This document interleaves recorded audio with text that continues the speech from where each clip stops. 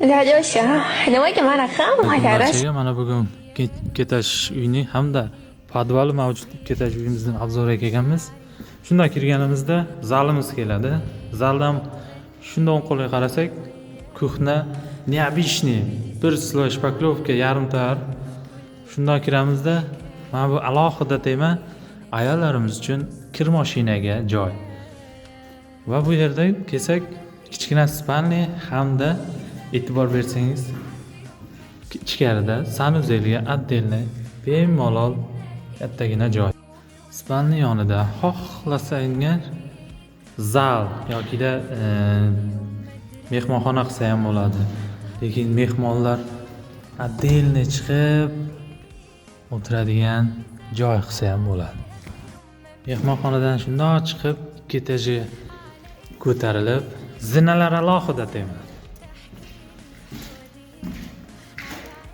Etajga chiqadigan bo'lsak, o'ng qo'limizda xohlaganlar uchun spalnicha, bemalol bir sloy shpaklovka, bu yerdan bemalol topli pollar qilingan. Mana bu katta spalni qilsa ham bo'ladi, yokida mehmonxonaga ham bemalol qilsa bo'ladi.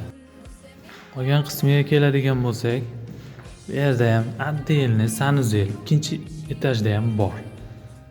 Boyaga aytganimizdek, kichkina spalni qilsa bo'ladi bu yerni ham. Va mehmonlar uchun отдельный kattagina xona qilsa bemalol bo'ladi.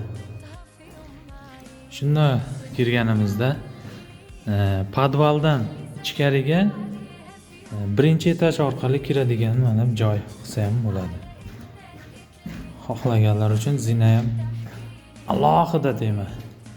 Kirganimizda bemalol katta zal, xohlaganlar xohlagancha xona qilsa ham bo'ladi bu yerni. Eniga ham bemalol bo'ladi. Eng qiziq tarafi buni tashqaridan kirsa ham bemalol bo'ladigan eshiklar qilib qo'yilgan. Yerlari alohida tema, topli pol deydigan. Devorlarimiz yarim tayyor, bir sloy shpaklovka rodban qilingan. Buni yana bir tarafi elektromobil uchun bemalol provoda ham tushgan. Ma'lumot uchun aytamiz, joyimiz 3,5 sotixga qurib bitkazilgan.